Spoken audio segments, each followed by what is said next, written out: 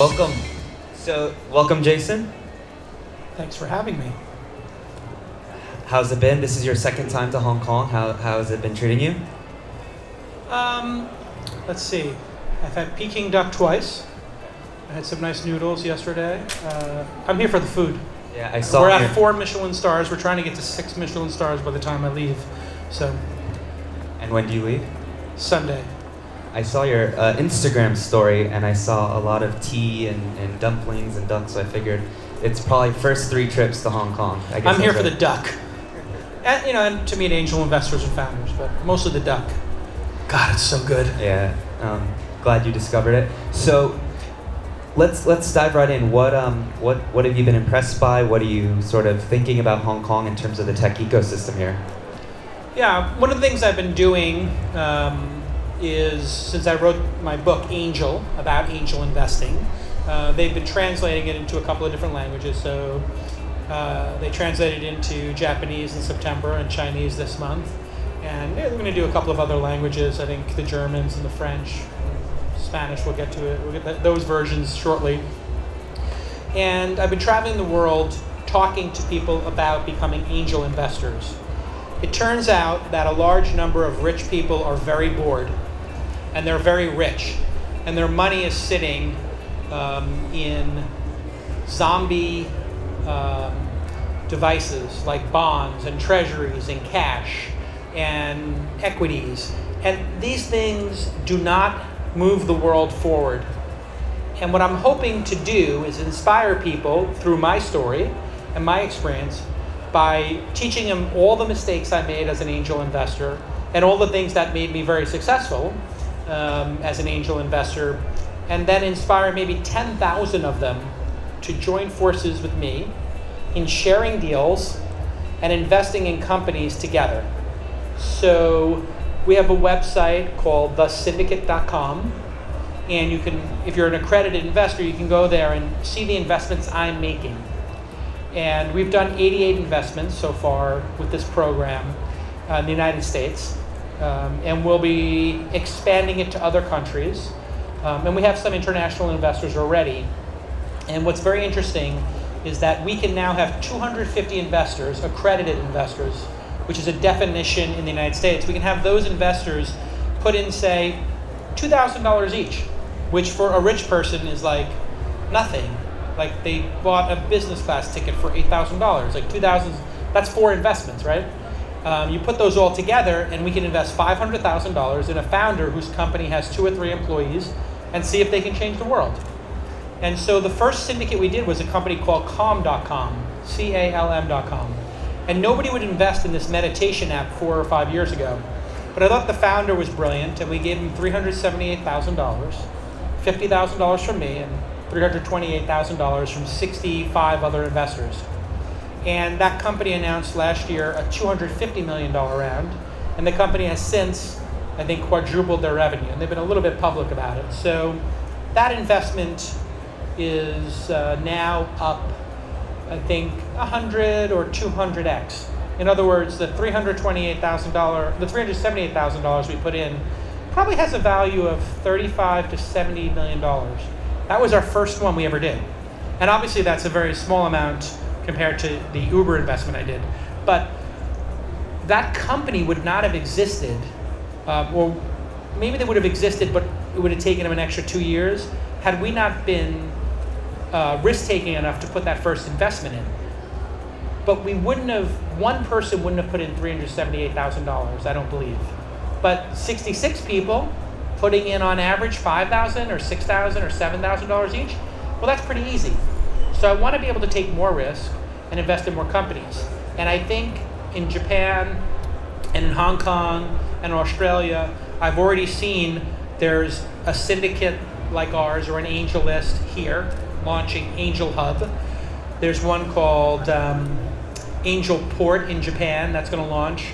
And then there's some equity crowdfunding down in Australia. So, everybody talks about venture capitalists, but venture capitalists come after seed investors. So in order to have a vibrant community, you need to have seed investors. You need to have people who are willing to write the first check. It's easy to write the check after the company has $1 million in revenue or $10 million in revenue. It's very hard to write the check when they have $10,000 a month in revenue. Do you see that model being the future in terms of not just with you, but other angel investors sort of branching out into getting more people on board into one fund? Yeah, so I did a class today with my friend Mike Savino, who's in the back row. We taught a class called Angel.University. It's the 5th time we taught it. And it's a curriculum about how to invest. And it's for these accredited investors, also known as rich people, to kind of show them, like, don't be scared, but here's how to not make mistakes. And I think there were 50 or 60 people in the room. And I told them all, you should all start a little mailing list, or I guess it would be a WeChat room, or a WeChat room, and share your deal flow with each other.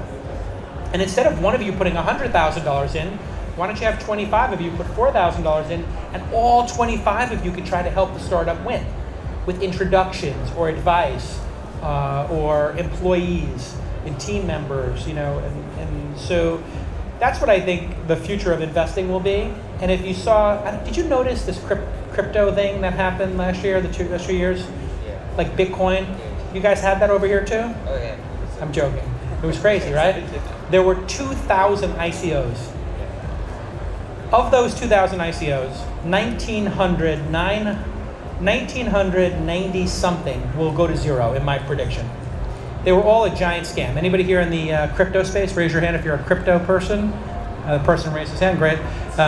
If we were here like last year, half the room would raise their hand. The other half who didn't raise their hand are the people who were in crypto, who lost their money, and are too ashamed they're in crypto right now. But what that ICO movement did, and this is ICO, and I believe that crypto is an interesting technology, don't get me wrong, or it's an interesting collection.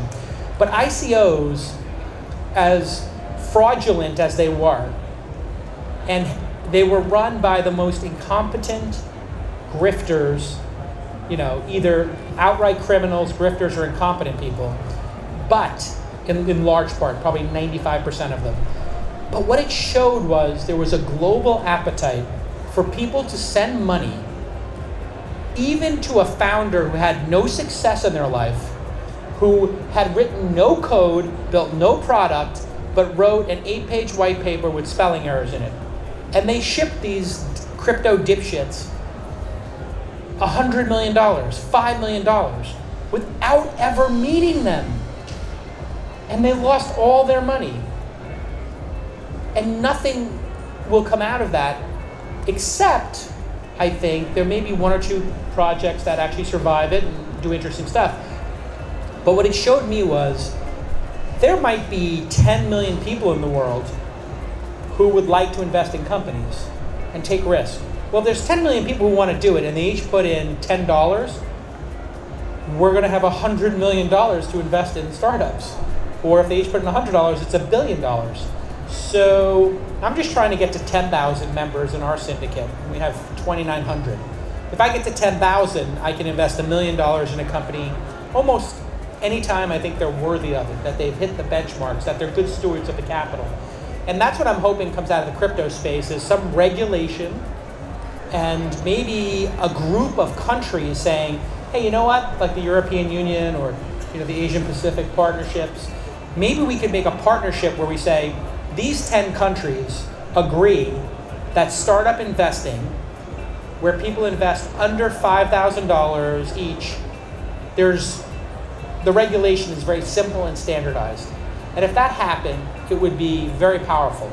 Anybody can play poker or blackjack in almost any casino in the world. I mean, in Koreans are not allowed to gamble in their country. And I'm not sure, the Chinese mainlanders are allowed to go to Macau? They can get a visa, but it's a little bit hard. It's hard. But people in America and Europe can gamble anytime they want, anywhere they want. But not on startups. So you can go to Las Vegas and lose all your money. You could lose your house in Las Vegas. But if you were an Uber driver, you wouldn't be able to invest in Uber as a private company. And I think that that's the missed opportunity. Can you imagine if every Lyft, Uber, and Didi driver were able to invest 10% of their driver earnings into equity? They would all go from being poor or lower middle class to being middle class, and maybe some of them would get rich. Well, that's what I want to see happen in the world. I want to see more economic mobility. And I want to see people fall in love with capitalism again. And right now, capitalism in America, people don't believe in it. I know in China they do. And that's interesting in and of itself. Like, I can't believe I'm sitting here in Hong Kong saying in 2018 that Chinese people believe in capitalism more than Americans. I mean, what's going to be next? Chinese are going to believe in democracy more than Americans? It's 2019. Oh, it is 2019, right. I don't even know what year it is. It's a jet lag. The question you get asked all the time, what do you look for when you invest? I like founders who don't give up and who are passionate about what they're building. I like ones who have an axe to grind. I kind of like the difficult ones, like to argue and debate. I like that. I'm not looking for perfection in a founder. I try not to think about, do I think the idea is going to work or not? Because I've made so many mistakes trying to figure out if an idea is going to work that I've lost more money on my own inability to predict the future than I have, placing the bets. Like Airbnb. Anybody here ever hear of Airbnb? Yeah. Anybody stay in an Airbnb? Raise your hand if you've stayed in an Airbnb. Amazing. It's basically the entire room except for the gray hairs. How many people have hosted an Airbnb? Raise your hand if you're a host. Okay, fantastic. There's like 10. When I heard that idea, they said, oh, you can go stay in an Airbnb. And I said, what's that? He said, well, you can stay on somebody's couch. And I said, why would you do that? Not a hotel. Like, oh, it's $30 a night or $50 a night. I said, oh, wow, that is pretty cheap. But you want me to stay on a serial killer's couch? And they're like, oh, no, it's not serial killer. So I was like, well, how would you know? And they said, well, there's a rating system. I said, you understand that, like, serial killers are sociopaths. Like, they are incredibly charismatic. That's how they get people to come to their houses before they kill them and eat them. Like, the rating system for Jeffrey Dahmer or, like, Hannibal Lecter would be 5 stars. Hannibal Lecter was charming. And then they're like, oh, no, but you could also host people. I was like a serial killer. I could host a serial killer in my own home. No, thank you. But everybody here raised their hand. So it's not up to the investor to figure out if the idea is going to work. I think that's a big mistake. It's one of the top 2 mistakes. And that's probably the biggest one, is your own ego will get in the way. You will think that you can predict the future because you've had success. I've had a lot of success as an angel investor, and all it's proven to me is how stupid I am. Like, oh my God, I can't figure out what's going to work. So I stopped trying. Why should I try to figure out what's going to work? If this founder thinks it's a good idea, and they want to spend 10 years on it, and they built a kick-ass product, and they want to give it a shot, okay, fine, let's go. As long as you're good at building a product and you're not going to give up. And the second big mistake, I think, people make is trying to figure out how big the market is. Everybody wants to figure out, like, what's the total addressable market? And then they get some, like, statistic from Deutsche Bank or, whatever, JP Morgan, Morgan Stanley, Goldman Sachs, and they're like, well, Goldman Sachs says that, the total number of cars on the road and taxis is $17 billion. And what all those statistics leave out is the creation of new markets. Do you know what the market for smartphones was in 1990? Take a guess. 0? Correct. Do you know what the market for televisions were in 1850? 0? Correct. These are great markets. Smartphones have made a lot of money. Televisions have done fantastic. Some people here have them. Like, they're incredible. So if you're trying to predict the market, if it's a truly innovative product, you're not going to be able to. I'd say the third biggest mistake investors make is consensus. They think that a bunch of people sitting around it making a decision is better than a single person making a decision. It is not true. Consensus is death. You have to have the internal fortitude to look somebody in the eye. This guy who sat in this first row and go, that guy sat in the first row, he's a winner, I'm going to meet him afterwards, take a selfie. Like, that's the guy I'm going to bet on, whatever, And so many of these venture partnerships, they all want to sit around a table and debate it. And you know what? It's very easy to be negative in life. It's very easy to say, here are the 100 reasons why this will fail. You know what? Fuck you. Like, anybody can sit there and tell you the 100 reasons why someone would fail. How about saying, here's 2 reasons of why this might work. And instead of focusing on why it's going to fail, focus on what could go right? Everybody's focused on what could go wrong. I'm focused on what could go right. That's my job, is to be wildly optimistic and say to the founder, everybody thinks this isn't going to work. They might be right, but I still think it's worth trying. We should try. Because if we do figure it out, it will change the world.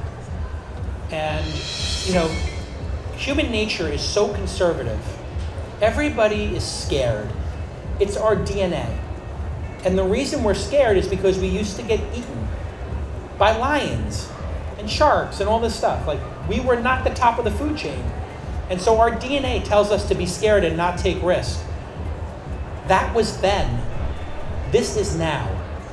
There is no risk in starting a company. If you fail, you learn something, and then you start another one.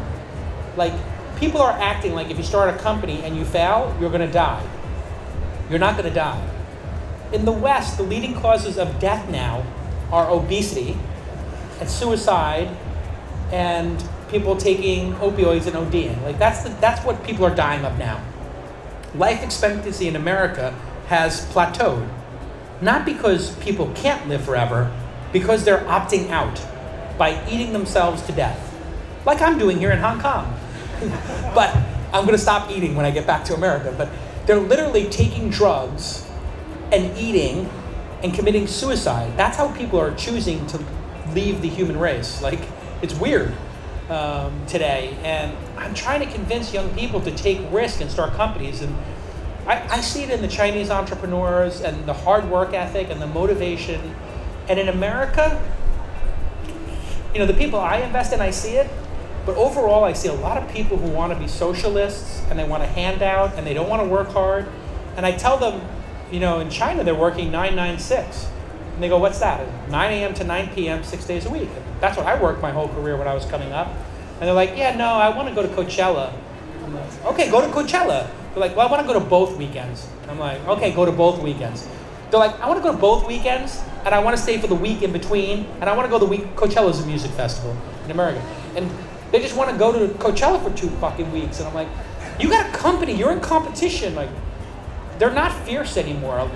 Like, we have a weak generation in America. Now, there's still some hardcore people, but when I was growing up in the 80s and 90s, everybody wanted to win. Everybody wanted to be rich, powerful, start a big company, be famous. And now they just want to be famous. They just want to be on Instagram and be famous, but they don't want to work. Do you have a WeChat account? Are you going to add me? You're going to scan my... No, I'm just curious. No, I don't have WeChat. Okay, you don't. No, well, it's... I have Line and WhatsApp and everything else, but... Yeah, no, I'm leading into the next question because, obviously there's more than 1 billion users on WeChat. Traditionally, you haven't seen U.S. tech companies get into China, and the other way around too, right? Chinese tech companies haven't been able to get out of China. Obviously, we're seeing that change with the likes of Huawei, Xiaomi, to an extent Alibaba. Does that whole thing impress you? And do you think, even if you look at the top 10 unicorns a couple years ago, mostly US, now I think over at least half, if not more, China. So what do you make of the China tech scene, not just obviously being successful in China because of the population, but also being able to infiltrate Europe, Africa, America, potentially? Yeah, I don't see them making big inroads in Europe or America anytime soon. Africa, Asia, of course, are going to dominate. We have this little trade war going on, which is really stupid. Like, we need to work together. And it's a very challenging thing for Americans because we believe in freedom of speech, freedom of religion, and a very fair market. And in China, it's a big transition right now, obviously, and we want to be respectful of that. I think most Americans, except for the president, but Americans want to be very respectful of that change. And so we're watching the change, and it's going to take a mutual understanding and respect that I feel has stalled because of President Trump. he hasn't built bridges, and I think we need to build some bridges. And then I think, some other countries, whether it's Saudi Arabia or China, we have to have an open discussion about human rights. I know it's a very touchy subject, but it's very important to the people in the West. And I think what we saw in Saudi Arabia with the journalists being murdered, it's very troubling. And we were so close to having a very functional relationship where Masa Yoshi-san from Japan had $100 billion, largely from Saudi Arabia, that he was investing in India, America, and China. This, to me, was a beautiful example of the world coming together to do commerce and to do something beautiful in terms of entrepreneurship. And it just shows you one little human rights thing. And we're not perfect in America. We have problems with our justice system. We still have the death penalty. We still have a lot of challenges that we need to work on. But I would really like to see the world try to work on those two problems: human rights and the environment. And sadly, and I think it's a fault of the Brexit and Trump phenomenon in America, we've become very xenophobic. And young people from China used to want to come to Harvard and MIT and start companies in America, and they don't feel the need. This is a big mistake, a critical mistake on the part of America. So we're not perfect either.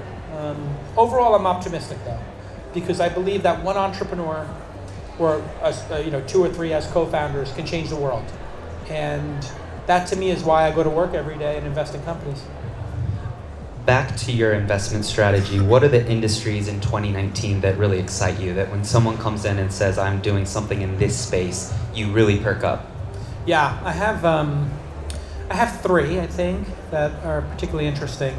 I like the ones that are hard, really hard. And I think education is one where the American university system is very broken. It's too expensive. And people are graduating with $200,000 in debt and getting a $40,000 a year job. So education to me is super interesting. I think it's very hard. Construction and housing is super, super hard. And I think you have a lot of incumbent folks there. And I still, because I'm a former journalist, as you probably know, I'm still in love with media and the news business. And it's collapsed in America, and it's very hard to make money from it. And it's a very important role, the freedom of the press. That's how we got Nixon out of office, because the press, just two journalists and, Woodward and Bernstein really worked hard on that story, and they led that charge in a way like entrepreneurs. And so for me, those are interesting. But remember I said before, I try not to understand too much. If I understand if this is going to work or not, I want the founder to tell me it's going to work. I want the founder to show me how it's going to work and why it's important. But I'm very interested in housing. So we have a company called Blockable, BLOKABLE.com. They're making houses in a factory, modular houses, and they ship them and then stack them together like Legos. And in America, we have a housing crisis. It's too expensive. We had a bunch of wildfires. We lost large numbers of houses, and houses are not affordable. And so I'd like to see them to be able to build houses in a factory like Tesla does cars with robots and ship them out. I'd also like to see, education get fixed, and maybe lower cost education. Instead of education being $200,000 to get a $40,000 a year job, I'd like to find education where you pay $40,000 and get a $200,000 a year job. It makes more sense to me. And so I've been studying those companies. And we have one called Brilliant.org. And all they do, it's a subscription. You just go online and you put in, you just basically take math tests and you solve math problems. And what's very interesting, it's a global phenomenon, and they're finding all the brilliant people around the world. One of our core premises and our core thesis as investors in my company is we never underestimate anybody. And what Brilliant.org does is they don't underestimate anybody. They think they're going to find the most brilliant mathematician in Sri Lanka. They'll find the most brilliant physicist in India, or somewhere in northern China. They'll find somebody who can solve math equations that are waiting to be solved. And to me, and they're doing it for a very small amount of money. And so I'd like to see those things change in our lifetime. Yeah. Well, in just a minute, we'll open it up to a couple audience questions, but I want to get back to something you mentioned earlier about what you look for in investments. You said somebody who pushes back, who challenges you. How do you sort of decipher the difference between somebody who is going to push back and sort of really be a free thinker, but also someone who's stubborn, right? Because that's sort of a notion, especially with millennials and people coming out of college, that they might know it all or that they're stubborn. And does that ever piss you off, and how do you sort of know the difference? You know, if you look somebody in the eyes and you listen to them deeply, you start to figure out who they are. It's something I learned from gambling and playing poker and trying to read people. So I think all these different investors have different gifts or skills if they get successful. Some of them are very good at studying technology. Some are very good at studying markets. I'm very good at studying people. I was a psychology major. And when I talk to people and they tell me their idea, I look in their eyes and I can see like into their souls if they really believe what they're saying. It's a very weird experience for me because sometimes like I just see them and they just like, there's a big neon sign over their head that says winner, winner, winner. And I'm like, oh, this person's a winner. And the person next to me is like, what are you talking about? I'm like, do you not see the big neon sign above their head that's blinking orange? Winner, winner, winner, and give this person money. And they're like, no, I don't see that sign. I'm like, okay, I guess I'm the only person who sees it. It's like this weird superpower. But I think it comes from years and years of watching people, even people I've invested in, delude themselves into thinking they're passionate about an idea and then not doing it. I also like people who have skills. So one thing I've realized, and I get a lot of millennials and a lot of Gen Z people ask me, like, what's your advice? Hey, you're so successful. I'm like, well, get lucky and invest in Uber. Like, literally, if I didn't invest in Uber, I probably wouldn't be on the stage right now. Let's be honest, I got lucky. But, you know, there were other investments, too, that I got lucky on. I think it's the ability to learn new skills is the most important skill. So let me say that one more time. The most important skill is the ability to learn new skills, and I'll make it even more precise. The ability to independently learn a new skill and be motivated to learn that new skill. Right now, when I was coming up as an entrepreneur in the 90s, you didn't know what a term sheet was. And if we were founders and you had a term sheet, I'd say, can I see your term sheet? You'd be like, I can't show it to you. And then I go to a lawyer, can I see a term sheet? The lawyer would be like, do you have a term sheet? I'm like, no, I don't have a term sheet. Can I see one? They're like, well, when you get one, we'll go through it with you. And I was like, okay. And now you go on the internet, you're like, term sheet, and there's like 50 VCs who have explained it. And then there's 100 videos on YouTube. And then there's a book that you can buy, and an ebook, and there's a conference. Every single thing you want to learn how to do is online. And so I moved into a new house, and there's a tennis court. I don't know how to play tennis. I grew up in Brooklyn. Like, there's 4 tennis courts in Brooklyn. I don't know how to play tennis. So I went on YouTube with my daughter, and I was like, how to hit a tennis ball. And I watched the video with her, and then I was like, how to hit a backhand. And we taught ourselves how to play tennis. And then I wanted to learn how to play guitar so I could play like Mark Knopfler from Dire Straits, which will probably never happen, or it almost certainly will never happen, but I get a lot of pleasure thinking that I might someday be able to play a Dire Straits song. And there's an app called Musician that's $90, $60 a year. And now I'm playing and I'm like almost able to play a song. And so I've been trying to just myself see if I can do that. And I think that in a very short period of time, anybody who's motivated, who stops playing video games and stops playing with their social media, can get to 70% proficiency in anything. I'm not saying being a master, but you can get to 70% proficiency, but most people are not motivated enough. But that kind of resourcefulness, man, I'm finding so many founders who I'm like, oh, this logo's terrible. They're like, oh, should I redo it? I'm like, you should totally get somebody to redo your logo. And they come back, and 4 days later, they're like, hey, which logo do you think is better? I'm like, oh, wow, these two are really good. I like A for these reasons. I like B for these reasons, but I would go with A. I'm like, oh, by the way, who did the logos? Like, I did it. I'm like, how did you do it? And the founder's like, well, there's this video, and then there's this course on Skillshare, and then I found this article about what makes a good logo. And they just teach themselves. All the information's on the internet. Now, people in China or emerging countries who are hungry are finding this information, teaching themselves, and excelling and changing the world. And then we have a bunch of entitled people in America, there's some portion of these next 2 generations who are like, well, I don't want to learn how to do that. I just want to be famous. And like, I'm like, well, why don't you learn some skill and be famous for something? And they're like, well, Kim Kardashian's famous for being on the internet. I'm like, okay, fair enough. Like, she's making $100 million a year, but like, learn how to do something other than Instagram is my message today. If you're great at Instagram, you could be a developer or a designer. Okay. Let's get one. We have time for one question.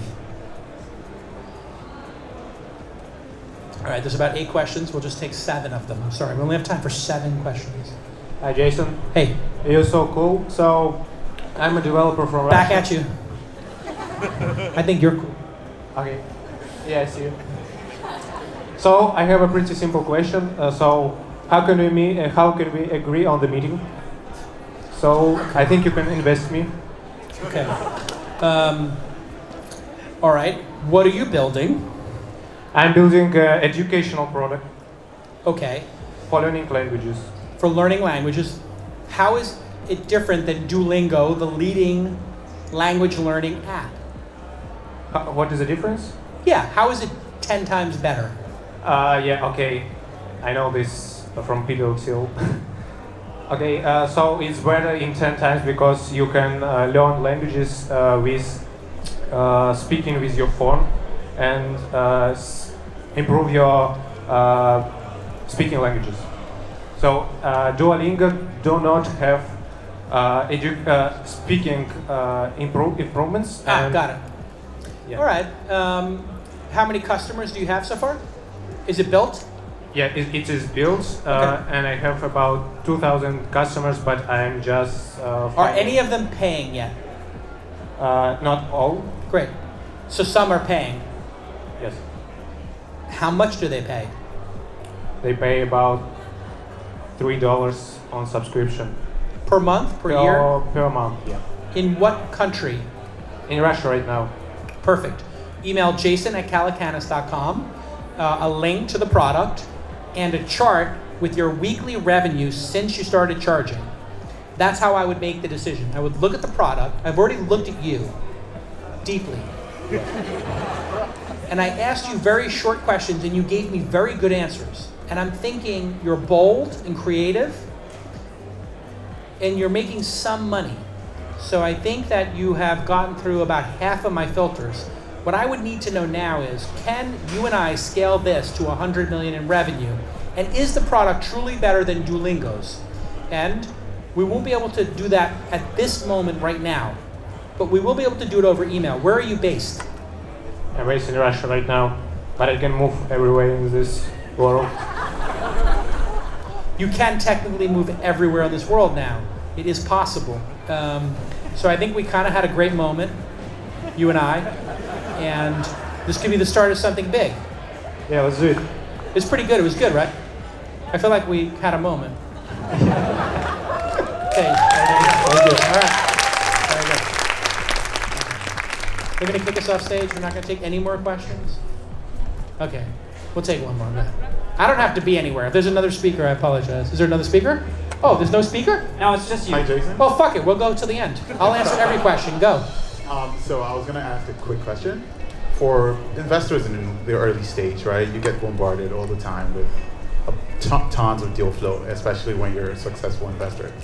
And the magic thing is usually... I think you meant the most successful angel investor. Yes, I missed that.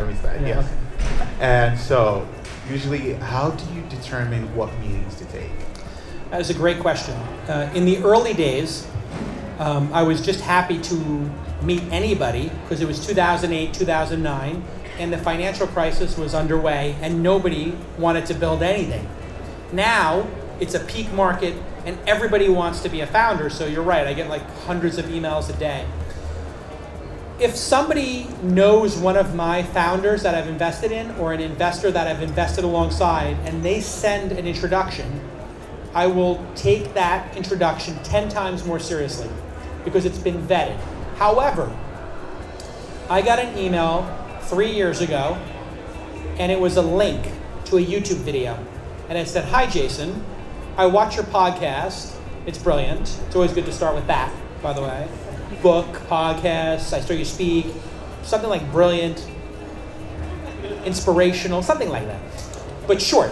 And then there was a link. He said, I know that you don't like long emails, so here's a link to what I'm building. I clicked it, and it was a robotic arm making coffee. And I wrote back, is that a joke? And he said, no, it's my startup. It's called Cafe X. I'm in Hong Kong. And I said, okay. And I went on the internet and I typed in Starbucks costs, and I figured out how much rent Starbucks pays and how much revenue they have and how much rent and then how many employees they have. And I started doing like a basic amount of research for like an hour. And then I wrote him back. I said, you should come to my incubator. And he said, how do I apply? And I wrote back, you were just accepted. And I said, come to America. And I sent him $25,000. And since that time, the company's raised $14 million. It has 3 locations in America. And it's literally going to kill Starbucks. And it's also going to get rid of millions of jobs where people froth milk for 8 hours a day and want to kill themselves. Anybody here a barista? I mean, or anybody ever been a barista? It's soul crushing, right? Do you want to go back to that job? You do? You don't. How about you? You want to stand on your feet for 10 hours and make coffee and then have people give it back to you and say you made it wrong? Meanwhile, it's just milk, sugar, and coffee. I mean, how could it be wrong? It can't be wrong. It's milk, sugar, and coffee. Drink it. Be happy.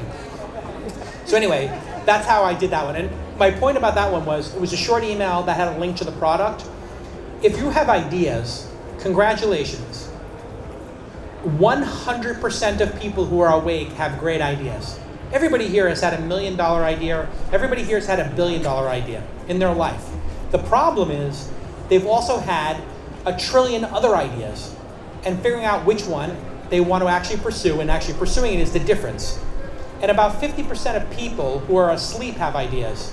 Those are known as dreams. They don't mean anything. You get 0 credit for ideas. Everybody had the idea that robots could make coffee. It's an obvious idea that robots will do everything for us. It's been in science fiction forever, right? What matters is who's going to go buy a robotic arm and coffee machines and actually build it. Well, this kid did. So if you want to separate yourself, make a world-class prototype or product, or, like our friend from Russia, get some people, even 2,000, to use your product, and maybe get some of them to pay, and then send the chart. So when I see a chart in my email or a world-class product, I think, oh, that person has separated themselves. And people with skill. I had somebody tell me that they wanted me to invest so that they could find a co-founder. I said, by the way, if you can't find a co-founder, you failed the first test that most founders will face, which is to convince somebody to go on a journey that is destined to fail and spend 2 or 3 years of their life working 10 hours a day in ultimate frustration and failure. If you can't get somebody to do that, you should not be a founder. If you can't find a co-founder, you've disqualified yourself. So if you want to qualify yourself, be able to build a product, be able to build a team. Do it on the weekend. Do it at night. Make something small you're passionate about, and that's what investors will respond to. If it's something where we feel like it's inevitable. When I saw that coffee machine, I said, he's going to do this. I just had this sense like, and if not him, somebody will do it. But I know Starbucks won't do it because they can't. They have an innovator's dilemma, right? Like they have this whole experience, but they might buy this company, or we might buy them. Like that's totally conceivable. So I think that a chart or a product is the best way to get people's attention. Okay, next question. Who's got the microphone? Raise your hand, please. Or just start talking. Unfortunately, we don't have time for more questions. Why not? Just because I think we just had an amazing day, and I think if we were here for so long, everybody grown. 70% of these people are going to get deals and get emails to say, "Come email me." Everybody grown collectively. Okay. 3, 2, 1, grown. Oh, is it because the AV's done? Unfortunately. Yeah, that's what the AV. All right. Well, thanks for having me. Absolute pleasure. I think everyone else here is.